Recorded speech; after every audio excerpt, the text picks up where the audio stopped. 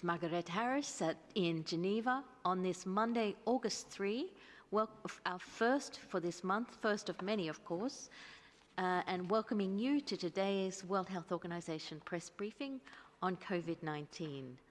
We have with us, as always, the WHO Director-General, Dr. Tedros, and Dr. Mike Ryan, Executive Director of our Emergencies Program, and Dr. Maria Van Kerkhove, Technical Lead for COVID-19. And as usual, we are also translating this simultaneously in the 6 official UN languages, plus Portuguese and Hindi. Remember that under the quirky Zoom system, you need to go to the Korean button to use Arabic. So now, without further ado, I'll hand over to Dr. Tedros. Dr. Tedros, you have the floor. Thank you, Margaret. Good morning, good afternoon, and good evening. On Friday, the Emergency Committee on COVID-19 met and reviewed the current pandemic. It was a sobering moment coming 6 months on from when the committee advised and I agreed that the outbreak constituted a public health emergency of international concern. At the time, 30th January, there were fewer than 100 cases and no deaths outside of China. When the committee met 3 months ago, 3 million cases of COVID-19 had been reported to WHO and more than 200,000 deaths. Since then, the number of cases has increased more than fivefold to 17.5 million, and the number of deaths has more than tripled to 680,000. In addition to the direct toll COVID-19 is having, the committee noted the health impact that disrupted services are having on a range of other diseases. That compounds what we already know about reduced immunization coverage, cancer screening and care, and mental health services. A survey of responses from 103 countries between mid-May and early July found that 67% of countries report disruption in family planning and contraception services. More than half of countries reported disruption in antenatal care services, and more than a third of countries reported disruption in childbirth services. On top of the health impact, we have seen the damage COVID-19 has caused socially, economically, and politically. The committee put forward a number of recommendations for countries to continue to implement to bring the virus under control. These range from sharing best practice to enhancing political commitment and leadership for national strategies and localized response activities driven by science, data, and experience. We know from serology studies that most people remain susceptible to this virus, even in areas that have experienced severe outbreaks. Over the past week, we have seen several countries that appeared as though they were past the worst, now contending with fresh spikes in cases. However, we have also seen how some countries, regions, or localities that had a high number of cases are now bringing the outbreak under control. It's not easy, of course. Strict measures may cause their own problems for delivery of essential health services, the economy, and societies overall. The committee acknowledged that member states have tough choices to make to turn the epidemic around. But they were also clear that when leaders step up and work intensely with their populations, this disease can be brought under control. We learn every day about this virus, and I'm pleased that the world has made progress in identifying treatments that can help people with the most serious forms of COVID-19 recover. The committee recommended that countries engage in the access to COVID-19 tools, ACT Accelerator, participate in relevant clinical trials, and prepare for safe and effective therapeutics and vaccine introduction. A number of vaccines are now in phase 3 clinical trials, and we all hope to have a number of effective vaccines that can help prevent people from infection. However, there is no silver bullet at the moment, and there might never be. For now, stopping outbreaks comes down to the basics of public health and disease control: testing, isolating, and treating patients, and tracing and quarantining their contacts.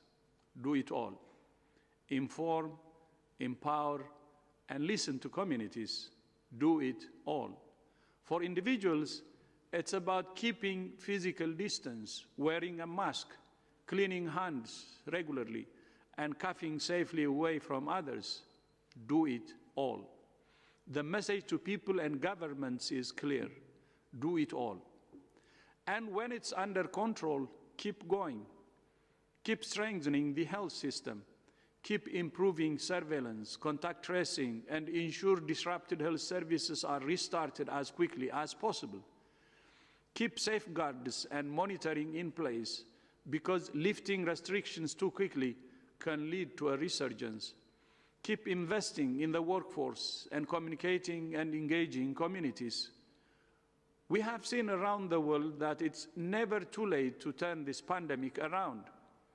If we act together today, we can save lives. We can save livelihoods if we do it all together. This week, we're also launching a mask challenge with partners from around the world, and we're encouraging people to send in photos of themselves wearing a mask. As well as being one of the key tools to stop the virus, the mask has come to represent solidarity. Like the Safe Hands and Healthy at Home challenges, we're going to be spreading further positive messages about how everyone has a role to play in breaking chains of transmission. If you're a health worker, a frontline worker, wherever you are, show us your solidarity in following national guidelines and safely wearing a mask, whether caring for patients or loved ones, riding on public transport to work, or picking up essential supplies. As well as hand sanitizer, I carry a mask with me all the time and use it when I am in places where there are crowds. By wearing a mask, you're sending a powerful message to those around you that we are all in this together. Wear a mask when appropriate. Keep your physical distance from others and avoid crowded places. Observe coughing etiquette. Clean your hands frequently, and you will be protecting yourself and others.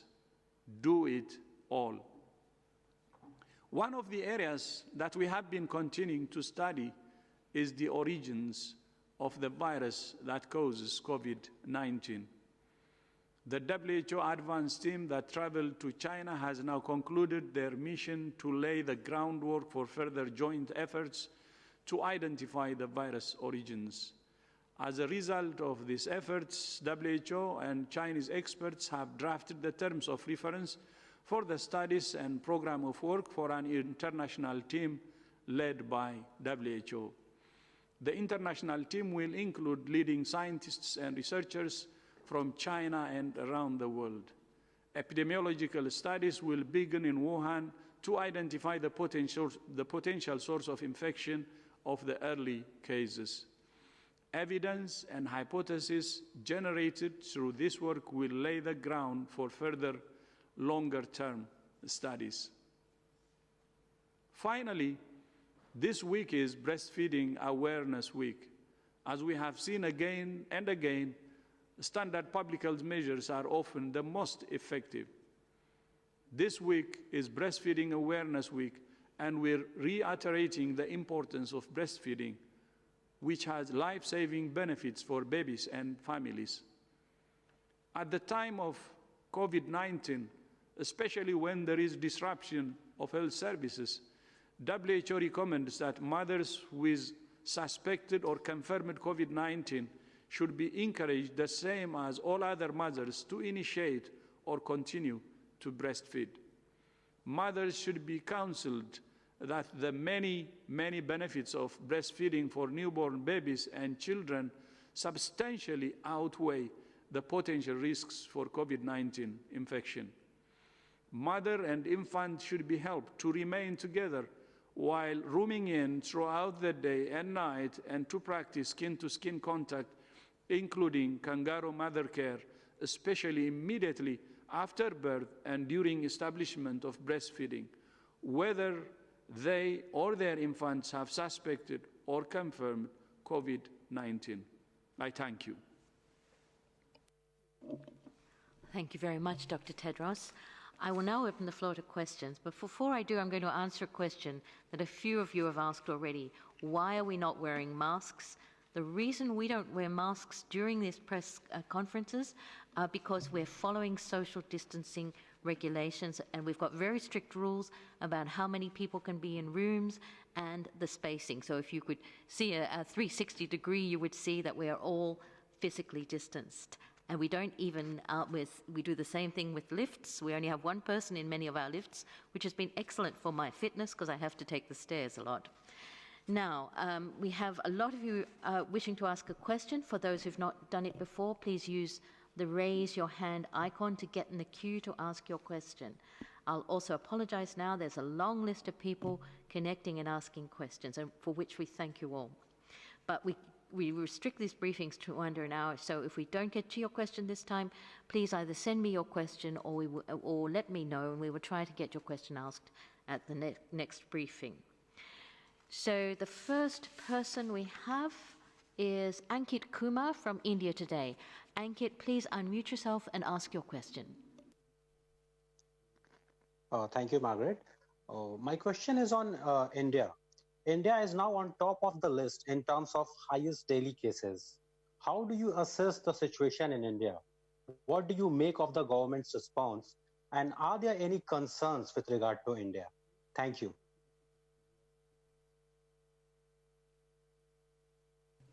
Yes, India has a very high number of cases, but I think we should obviously see the number of cases in India today against the backdrop of the country's size and its massive population of 1.3 billion people.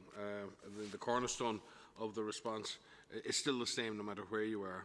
As of yesterday, there were over 1.75 million cases and over 37,000 deaths reported. India has done well on sampling. It's tested almost 20 million tests already, and does on average 500,000 tests per day. There's been a move in the last number of days and weeks to really expand testing and to allow a greater freedom for medical practitioners to request testing. So the approach to increasing that, the creation of a COVID diagnostic training centre as well, has also helping to expand the capacity to do testing. So clearly India is determined to expand its testing regime further and further afield. I believe the Ministry of Health is also importing extra oxygen concentrators and also really trying to leverage the over 43,000 health and wellness centres across the country to ensure the continuity of essential health services. Again, a focus, I think, working with WHO and with UNICEF on issuing a frontline health workers toolkit to really improve the capacity of health workers to recognise COVID and also manage infection prevention and control in a clinical setting. India is also playing a leading role in the development of potential vaccine candidates and also producing potential anti-COVID drugs. So overall, India is making a strong contribution on the international phase. Clearly, India is facing a challenge with the disease, but it is focused in particular areas. Our concern at the moment is that the disease, in moving into more rural areas that don't necessarily have the same strength in their health system, that we would see increased spread and potentially increased mortality. The pattern the disease moving into younger age groups is also felt in India as well. So India, again, being a large, very diverse country, the situation varies across the country. The government is ramping up its response. The frontline health services are being supported, but again, the potential for this disease to spread quickly in overcrowded urban areas and in poorly served rural areas is always there, and India will obviously have to keep up a very strong and sustained effort to both prevent the spread of the disease and to treat those who fall ill. Thank you very much, Dr. Ryan. The next question goes to Simone McCarthy from the South China Morning Post. Simone, unmute yourself and ask your question, please. Thank you very much for taking my question. My question is about the WHO two-person scoping mission to China that you said has recently been completed. I'm wondering if you could provide some more details about the kind of information that was discussed with the Chinese counterparts, such as whether information was shared about animal tracing and testing being done at wildlife breeding farms or markets in the Hubei region or elsewhere, anything particularly interesting, or how the information about research conducted in China may guide the international team. Of course, I'd also be interested to know any further details regarding preparations, goals, or timeline for the larger international team's visit. Thank you. Thank you. Yeah, the team is actually not back yet, and we obviously haven't had a chance to debrief them. The terms of reference document that has been agreed with the Chinese colleagues lays out both the previous work that has been done to understand the disease and also the studies that are going to be needed to further understand the original cases in Wuhan, to explore the epidemiologic links of those cases, and then to use that as a starting point to see what the animal origins of the disease would be. The Chinese counterparts have provided information on their initial investigations, for example, around the Wuhan seafood market and the testing that was done there. There are gaps in the epidemiologic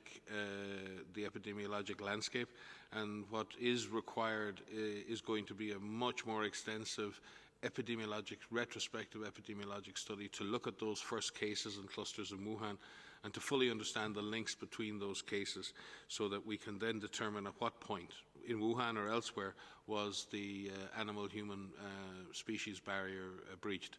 Again, one must remember that there was a specific surveillance system in place in Wuhan for picking up clusters of atypical pneumonia. It was there for a very specific purpose, and the fact that that fire alarm was triggered doesn't necessarily mean that that is where the disease crossed from animals into humans.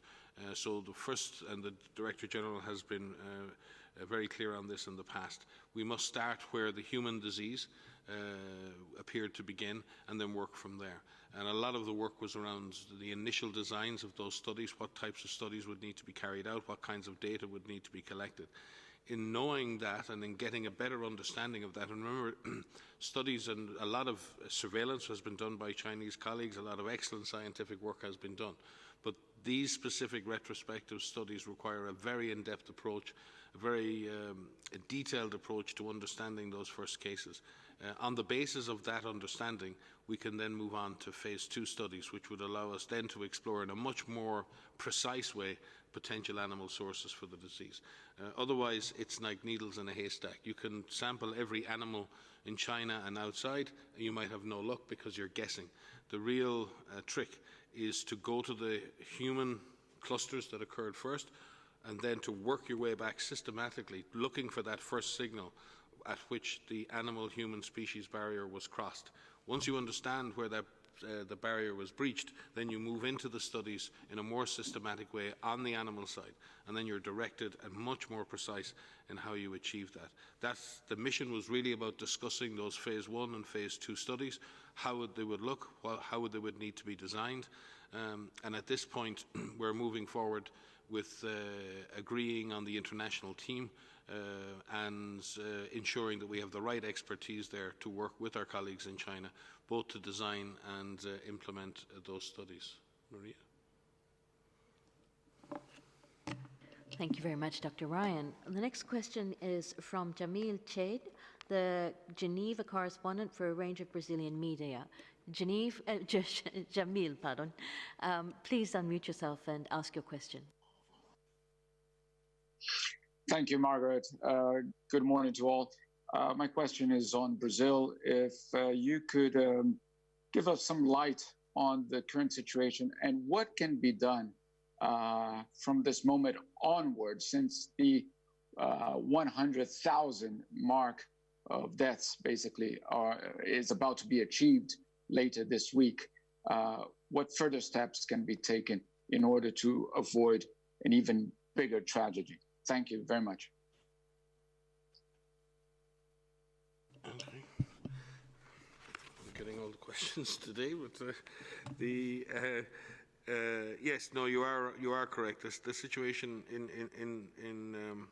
in Brazil continues to be of great concern.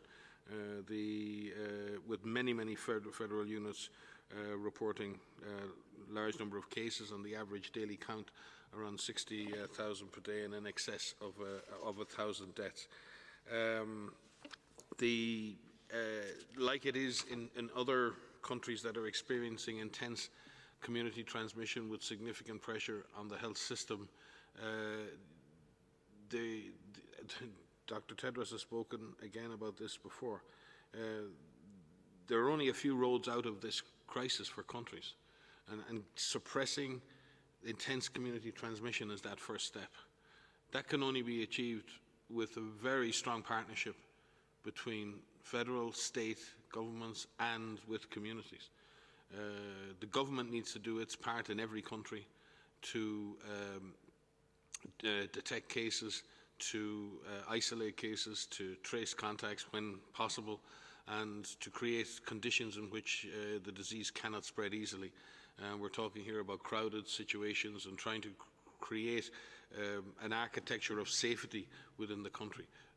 Communities then can participate, comply with government advice and regulations, and also reduce their own individual exposures. That is very easy to say. It is difficult to achieve. It would seem to me that in most countries that have experienced intense community transmission, the way out is long, and it requires a sustained commitment to doing many what on the face of it are very simple things, but are difficult to actually implement. And there is, as I've said before, there is no magic bullet here. This is going to require a reset of in many countries around how they approach suppressing this virus, how we approach communicating and engaging and empowering communities. And some countries are really going to have to take a step back now and really take a look at how they're addressing the pandemic within their national borders, and are they doing everything possible politically, economically, medically, to suppress the virus and support their communities. I think the only thing to add to what Mike has said is to, especially in countries that are seeing the most intense transmission now, is to break down the problem to where the most intense transmission is, to where the biggest burden is, and to mobilize your resources and your efforts in those areas first. We do see that in many countries, even those that are experiencing quite some outbreaks right now, transmission is not uniform across an entire country at the same level in all locations at the same time. We have seen from other countries that went through something similar, that what they tried to do is they tried to isolate where is the biggest issue, where is the biggest burden, where is the most intense transmission, and mobilize the resources there first to see how, if resources are limited, and we know in Brazil there are tremendous resources, there's tremendous will, to be able to tackle this problem. And as Mike has said, to engage communities, engage people, and not only inform them, but engage them in this battle against this virus. And it is about the application and the use of the tools that we have right now. There are tools that will come available, and we do hope that there will be a vaccine that will be safe and effective and available. But at the present time, what we have right now are tools that work. There are tools about finding cases, active case finding, isolation of cases, even mild cases, finding contacts, quarantining of contacts, ensuring that there's testing capacity so that we know where the virus is. It's about using all of the tools for physical distancing, wearing a mask where appropriate, making sure that you practice respiratory etiquette. As the DG says, do it all. Not just the governments to do it all, not just businesses getting engaged, but individuals. You can play a part in this as well. Maybe I'd like to, it has been said, just very, very brief. I'm into governments, to communities, as my colleagues said. If we do it all, if we follow the comprehensive approach, we can turn around the situation. We have to understand that it's never too late. And I would like actually to quote what Martin Luther King Jr. said. The time is always right to do what's right. So I think from this, what we can learn is we shouldn't give up. And anything can be turned around. And it's never too late. And please follow the comprehensive approach. It's the governments, communities, and of course, all players, including our health professionals, if they can work in concert, it can be turned around, whether it's in Brazil or elsewhere. Thank you. Thank you very much, Dr. Tedros and Dr. Van Kerkhove and Ryan. The next question goes to Anne Gulland from the Telegraph UK. Anne, can you unmute yourself and please go ahead?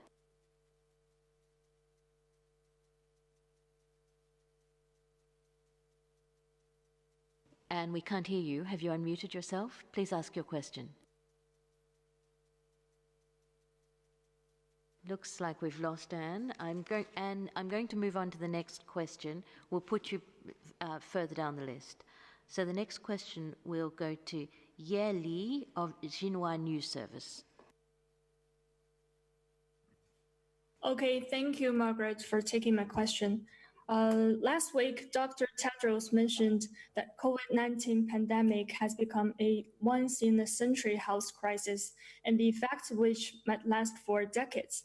So, Dr. Tedros, could you give us more clarification on the historical significance of the event, and what would be your suggestions on the possible long-term fight or coexistence with this, as you called, the killer virus? Thank you.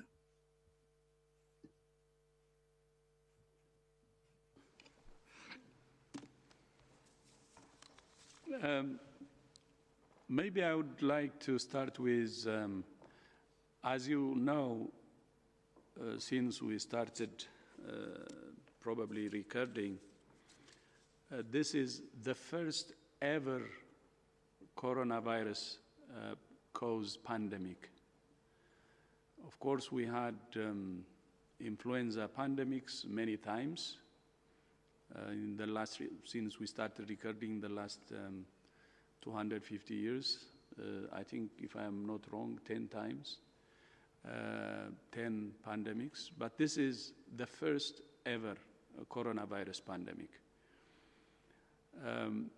And not only that, it has two dangerous combinations. It moves fast, and at the same time, it's a killer. And it surprised, the whole world, be it a wealthy nation or a poor one. And if you compare it with, the previous pandemics, even with the advanced technology we have now, you can see the potential. So that's why, one, it has very peculiar features, and second, with the two combinations I said, you can see how fast it's moving, and the world has never seen anything like this for several decades, since actually the 1918. So that's why I said once in a century. But at the same time,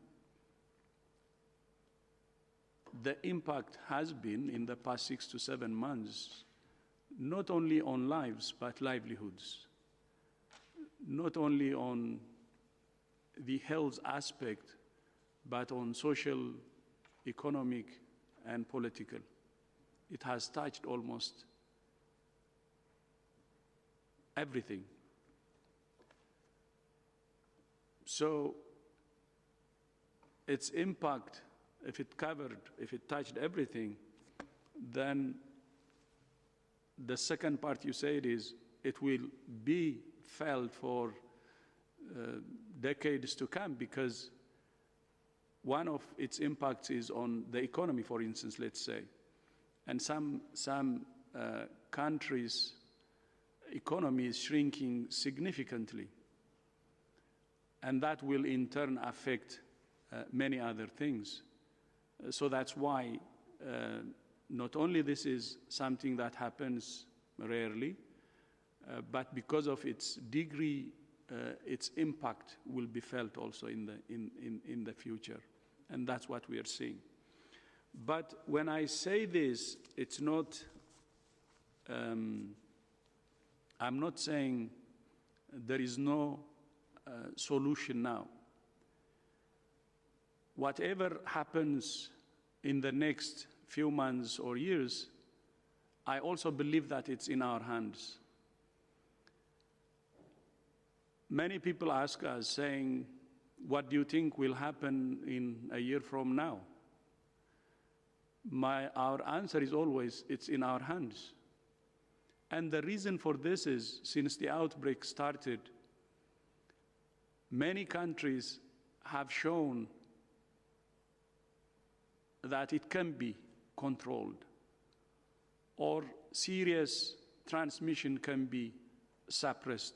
And we have mentioned many countries in the past, like Spain, Italy, China, South Korea, and many countries now in Europe, other countries.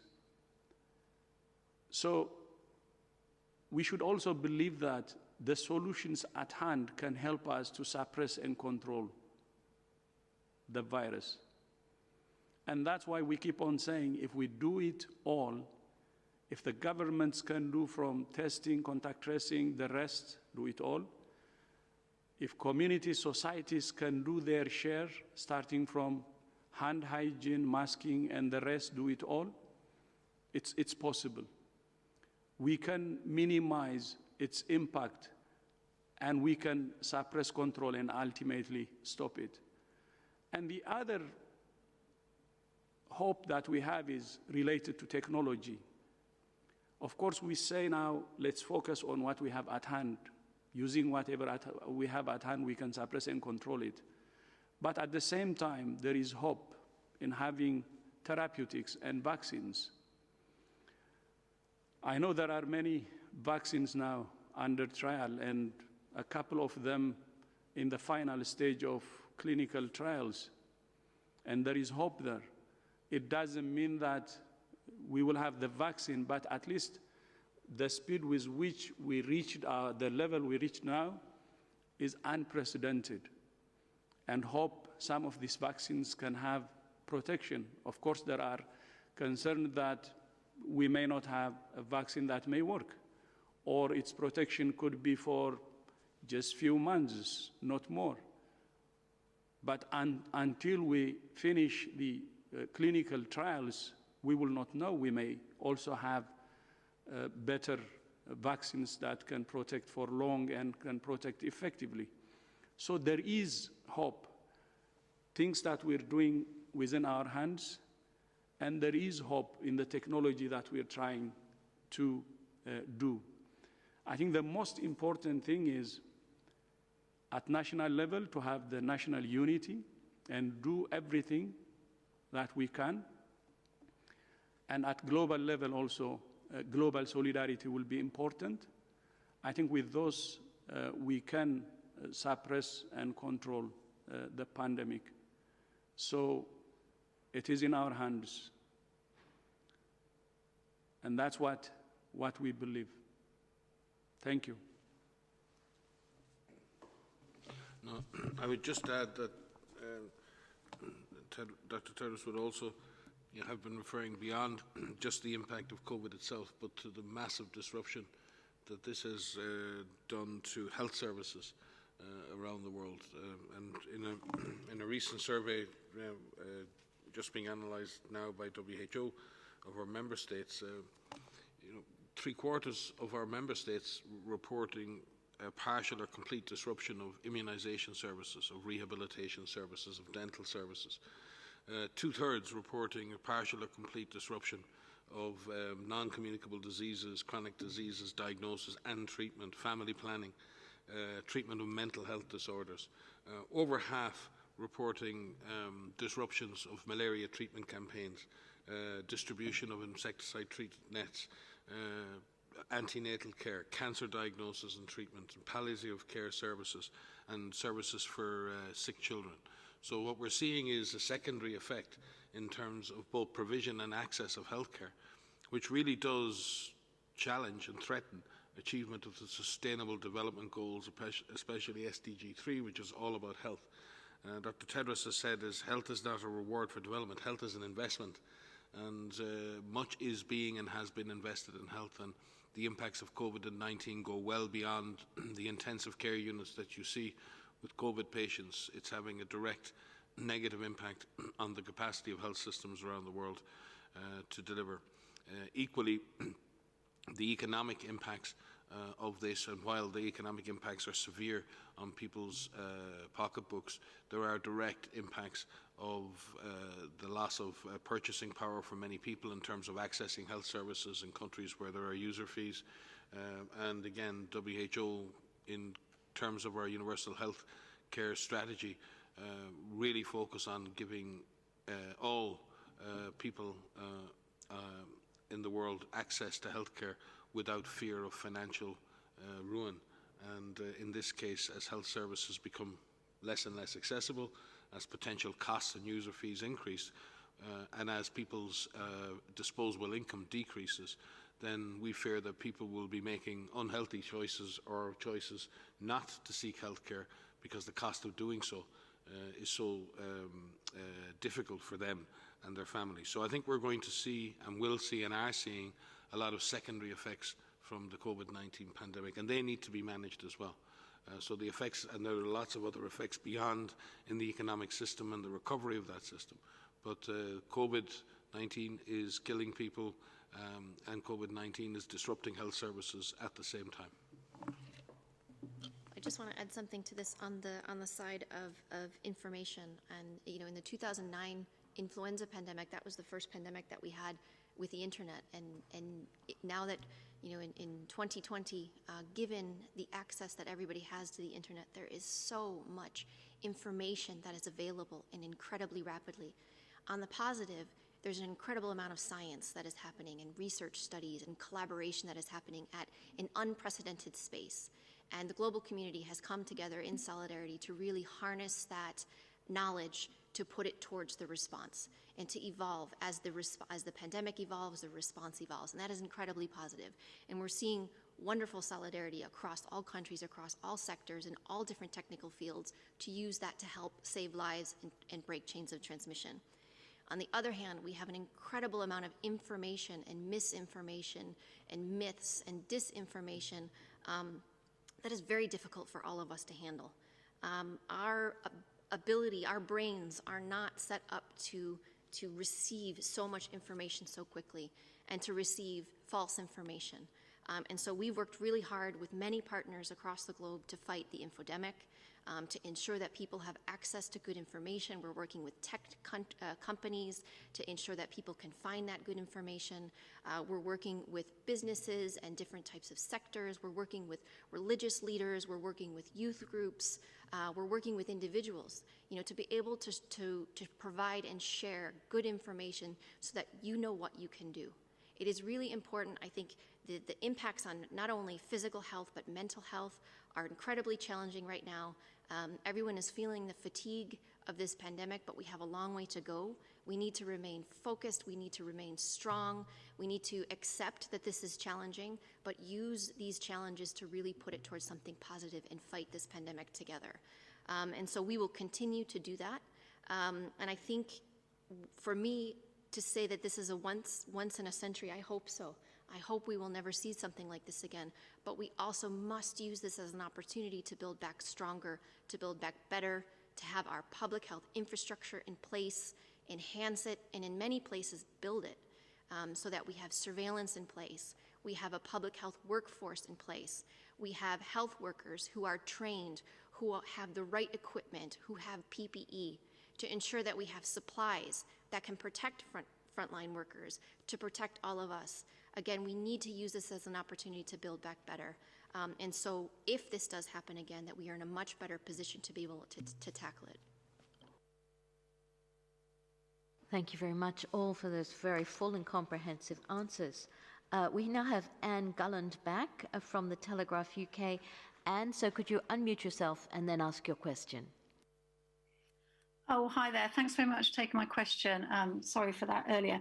Yeah, the UK government has just announced that it's going to roll out lots of rapid tests to care homes and hospitals.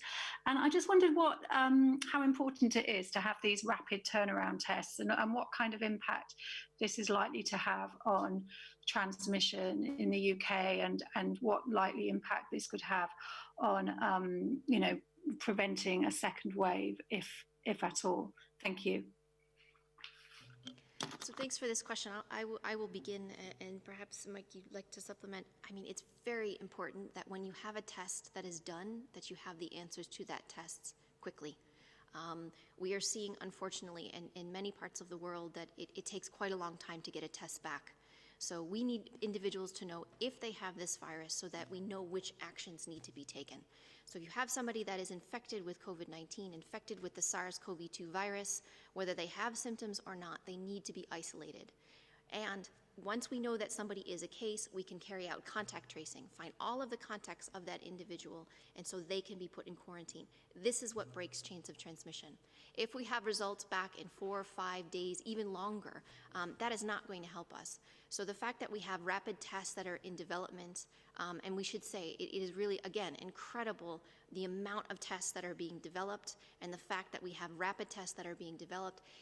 This is a positive thing, and this will help control efforts. I do want to point out that our teams here and with our partners across the globe with FIND and with others are very quickly evaluating all of these rapid tests so that we can see how well they perform. We need to make sure that they do, that if they find a positive test, that this is a person who is actually infected, and importantly, if someone comes back test negative, that in fact that person is negative. So again, these tests are improving all of the time. The scale up of them is increasing, and we hope that more tests are able to provide answers quicker. And there are potential techniques to increase the efficiency of testing, even by putting tests in a sequential manner. And some countries have pooled tests, which means, especially in low incidence situations where you can pool a number of different tests or different samples into one pool and then test that. And if it's negative, it means everyone in the pool is negative. If it's positive, then you go on to do formal testing of everybody else. The other way being explored is to use antigen testing first. So you have the PCR based testing as a secondary test. So Maria will have explained in the past that antigen testing is directly detecting the proteins of the virus, not just its nucleic acid material. The difficulty with antigen tests is they tend not to be sensitive enough. In other words, they tend to miss infections. So one way that some countries are looking is to use the antigen test first. Those who are positive are very likely to be positive, so you can immediately isolate them and start to take action. Those who are negative go on to have a second test, PCR test, which allows you to use an antigen test more effectively. But as Maria said, all of this depends on the basic performance of these antigen tests and other rapid tests. And I'm sure the government in the United Kingdom will have looked at the performance of these tests and will have looked at how the sequence of tests goes to maximise the benefit. But again, as Maria said, getting the time from testing to confirming the status of the patient is the single most important thing. There's no point having a test result a week later when public health action is late. So everything we can do to speed up the turnaround of tests, the availability of tests, and again, focusing in on testing the right people, ensuring that you're, as a primary objective, are testing suspect cases and ensuring that you're isolating suspect cases. Yes, population-based testing, and we've seen it done in many countries, and population-based testing can be done and it can be useful, but it is very time-consuming, it's labour-consuming, and it consumes a lot of reagents in the system. If you have them and if you have the capacity, fine. If you've got limited capacity in your laboratories, you must focus on trying to detect suspect cases and confirming those cases, isolating those cases, quarantining contacts, and as the DG said, taking all of the measures necessary. That is the most efficient use of testing at the current time. Thank you very much, Dr. Ryan. The next question goes to Thomas Moulier from Bloomberg News. Thomas, could you please unmute yourself and ask your question? Hello, thank you very much for taking my question. I have a question regarding Vietnam, which we've had the news recently of their first several deaths, even though that they've had hundreds of cases. What is the research telling us about how they've avoided having deaths until this point? And I'm asking also because there have been speculations that perhaps COVID-related viruses had already been spreading in the region. Is there any sense in those hypotheses? So your second question was, you're suggesting there were some studies suggesting that there'd been circulation of the COVID virus for some time in the region? Is that what you're asking, Thomas? Either of the COVID virus, or not necessarily, but other viruses that are very linked to the COVID virus.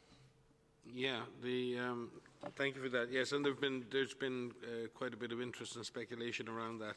Certainly, SARS-like viruses, coronaviruses, are present in animals across a wide region, and it would be no surprise if people have had previous exposure to viruses either naturally circulating in humans or potentially that have infected people in rural areas and the animal husbandry industry. The specific issue, though, in Da Nang is probably more related to a very, very low level of cases that may have been triggered by people bringing disease in from outside and causing clusters of cases which now need to be dealt with. Again, the authorities of Vietnam have taken rapid action, and obviously they had very, very low levels, so this is a bit of a shock to the system. But they have reacted with, again, they've shut down a lot of religious and sporting and cultural events. They've put in place a mask-wearing order in public places. It's compulsory. They have limited gatherings to 30 people or less. They have shut down borders strategically. I think also reducing the number of domestic flights, and from that perspective have taken a lot of action. I think they also plan to test a lot of people in Da Nang city itself. I'm not sure of the details, Maria, of that, but certainly they are reacting as a country that has experienced very low caseloads and very low mortality. They're obviously not taking any chances with this one and doing their best to prevent this turning into a major incident. But we've seen around the world how difficult that is. This virus spreads very easily. This virus moves very quickly. and sometimes it's not possible for countries to get ahead of the curve. But in this case, we wish Vietnam all the best in trying to achieve that. Maria, any more details? Only to add of the experience of Vietnam, and showing that Vietnam has a lot of experience in dealing with infectious disease outbreaks, and what they're doing is they're applying the tools. So in a situation, there may be many countries that will experience a resurgence again. Vietnam is an example where they are applying the methods, they are applying the public health tools that can bring these outbreaks under control. They're acting fast, they're acting comprehensively, and again, they have the system in place that can bring these outbreaks under control. As Mike just described, they're not doing one thing, they're doing it all. They're bringing together everything on active case finding, contact tracing, the use of public health measures, testing, communicating. And this is what we need to see from all countries, even with countries that have the ability to bring it under control, that will bring it under control. As the DG has said, countries can turn difficult situations around. They can bring these outbreaks under control. We all must remain ready to be able to quickly identify any surge in cases, and so we can apply these tools and bring these outbreaks under control quickly.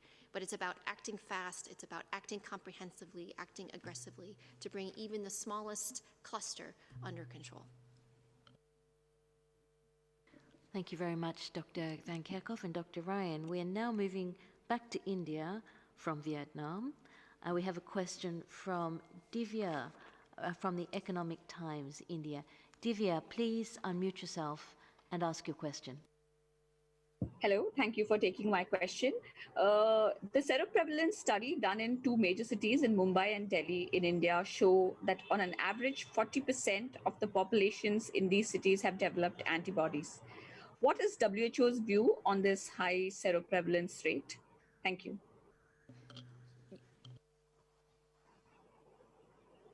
So thank you very much for this question. Yes, we are aware of these two studies that have been conducted in India.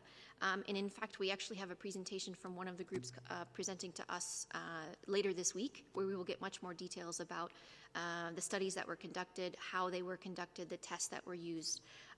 It's very important that these types of studies are conducted in as many populations as they can. These are called seroepidemiologic studies, which are measuring the presence of antibodies from the virus, which indicates that somebody had been infected with the SARS-CoV-2 virus. So there are more than 100 studies like this that are underway globally. There are, at last time we looked at the end of last week, there were 31 published papers, peer-reviewed published papers, plus an additional 60 plus preprint papers or government reports, which are looking at the extent of infection in different types of populations, whether these are general populations or specific workers like health workers or frontline workers. What we are finding generally is that most of the seroprevalence results find that less than 10% of the population is positive, seropositive, indicating that they had evidence of infection. There is some higher seroprevalence in certain types of occupations like health workers or frontline workers who have had a higher level of exposure. But the two studies that you point out in India are indeed very, very interesting. And we need to look at a few things. One is the populations that were under study, if these are specific populations and if they represent larger, bigger populations. And secondly, what the type of circulation was in these areas where the studies were done and the assays that were used. So we will fold this into our general understanding, and we look forward to learning more from the actual researchers who are carrying out these studies later this week. Yeah, and if I might add, certainly in India there's been a 35% increase in cases in the last week and over 25% increase in deaths. And as I said, India is really trying to beef up its testing regime. It's aiming for 1 million tests a day, which is huge, but it's getting there slowly at 600,000 a day. The worrying aspect of this is that the positivity rate continues to increase and is now at about 12.5%. So it does demonstrate that the disease is still circulating intensely. As I said, India is a very large country. It depends on where you are, like it does in all big federal states, but the disease is moving around. It's moving from rural to or urban to rural, back to urban. It's circulating efficiently in the population and clearly having a major impact in terms of cases and deaths. So it's not surprising that in very crowded cities like Mumbai and Delhi that there would be a higher seroprevalence rate, but as Maria says, we need to look at the exact population that has been sampled, because in many of these seroprevalence studies, and they're very well conducted, there are natural biases in who's sampled, and we'll need to just check on the peer-reviewed data to make sure that the numbers indicated are an accurate reflection of what we believe the population infection rate to be. Thank you very much, Dr. Ryan and Dr. Van Kerkhoff. We're coming up to the hour, so I think we've only got time for one or two more questions. And in the interests of regional balance, we'll go to the Spanish newswire, EFE. We have Antonio from EFE. Antonio, please unmute yourself and ask your question. Hola, buenos días. Quería preguntarles si tienen datos de cómo está cambiando la letalidad de la enfermedad, porque en los primeros meses rondó el 5%, ahora si hacemos la cuenta de todo este tiempo estaría en el 4%, pero quizá desde la mejora de tratamientos, el descubrimiento de cómo la dexametasona podía reducir esta letalidad, quizá tienen datos más concretos de cómo ha bajado.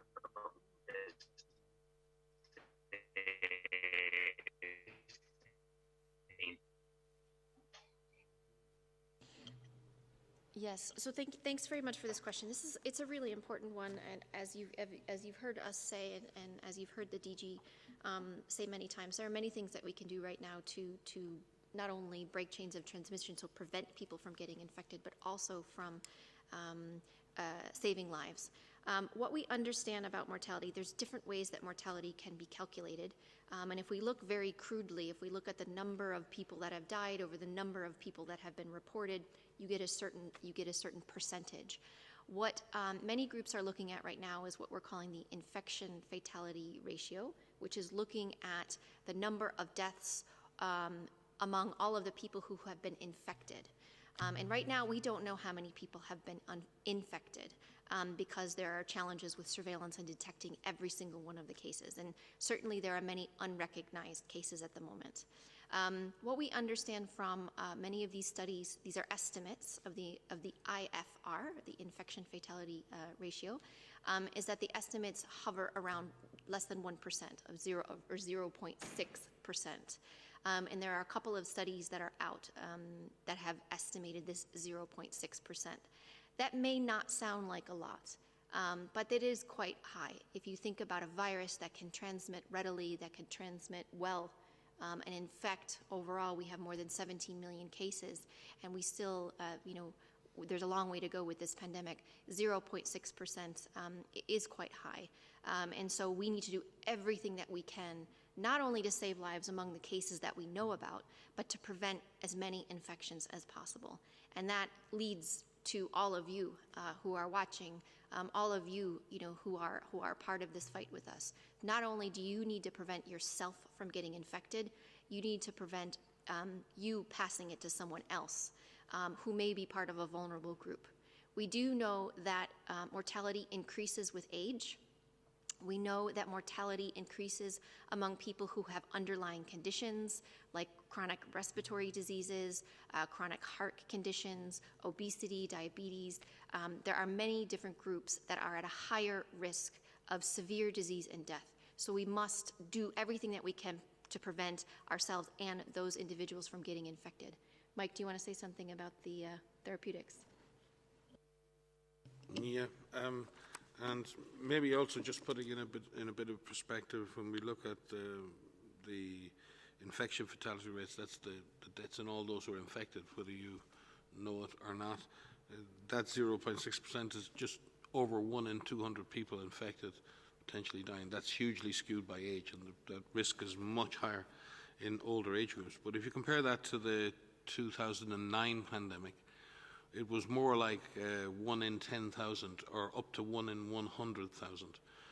the ranges are very wide. But when you think 1 in 200 versus 1 in 10,000 or 1 in 100,000, you get a sense of just how more deadly this virus is in communities. And again, points to the fact that we should try to avoid being infected. As I said in a previous press conference, while you may not become very sick, the long-term health implications of being infected with COVID-19 are not well understood.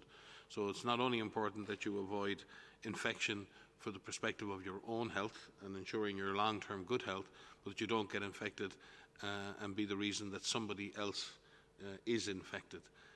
And I think this is a moment of a huge need for our collective solidarity as a human race.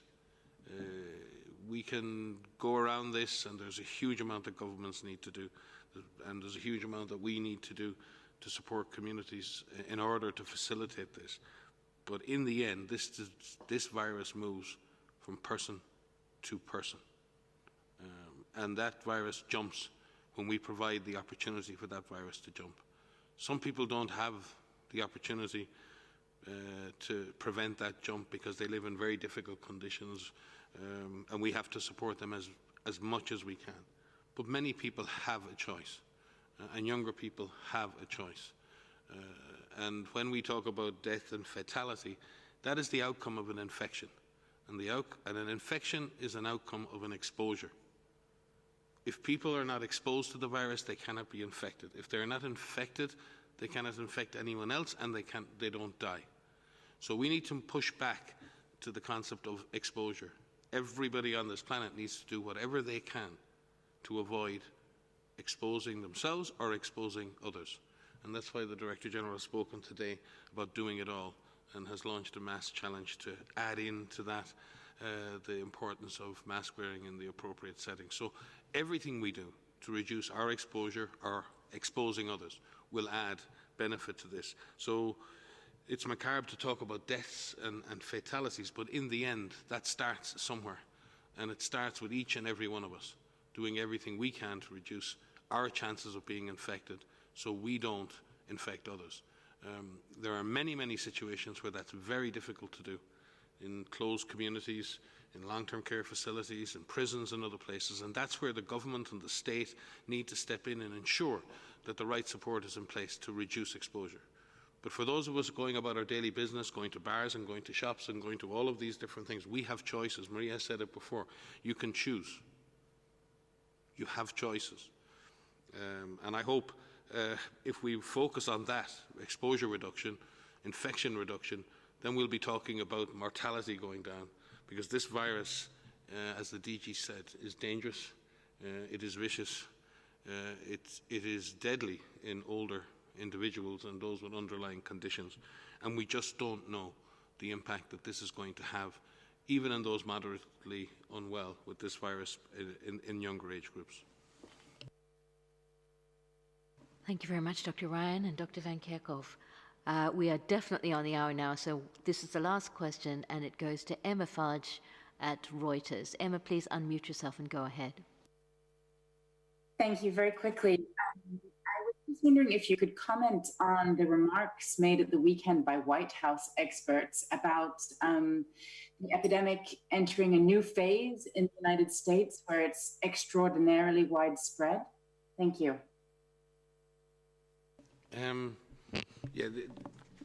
I think their intention wasn't to create a sense of a new phase. I think they were trying to really, I hope, I interpret what they're doing correctly, but to really remind all states that the disease never went away, that there is a huge potential for the disease to increase its speed and accelerate, and it has shown that acceleration in southern states, and there are signs that in other states in the centre that acceleration may be occurring as well. And I think they were taking a very prudent step in warning all states to really re-examine exactly where they were in the pandemic, to implement all of those comprehensive measures that the Director-General spoke to. And I think those lead scientists are laying out exactly what they feel needs to happen in order to suppress this and getting this virus back in the box, because the intensity of transmission in many countries is such that suppressing that virus transmission is going to require a huge effort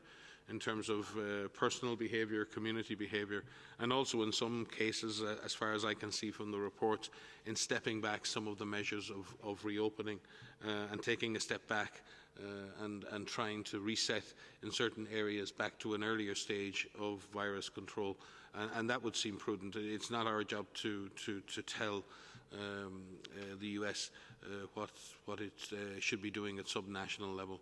The state-based planning and implementation guided by the national scientists seems to be the right path. The difficulty for us all is sometimes we know the right path. The difficulty is choosing to walk it. If I could just say something, just to say that I have many friends and family in the United States right now, and we've seen quite some notes of feeling depressed and despair. The United States can turn this around, and we know that. We have seen this in many countries that have applied this comprehensive approach. And I just appeal to all of my friends and family as well, and all of yours, to follow the guidance, to be part of this, to play a role in this, and follow the guidelines. Stay at home if you're asked to stay at home. Wear a mask if you're asked to wear a mask. Be part of this fight with us. And we know that you can turn it around. Thank you very much, Dr. Van Kerkhove and Dr. Ryan. Your questions have been so good. We've well and truly filled up the hour, and I apologize. I know that there are many more of you on the line. I can see it. If you want your questions answered immediately, please send them to media inquiries. If they can wait, we can have them at the next press conference. And the audio file and all these excellent answers will be available on the website as usual. And now I'll hand over to the Director General for final words. Dr. Tedros. Yeah, thank you. Thank you, Margaret. Thank you to all who have joined today, and see you in our next press conference, which is Thursday. Thank you.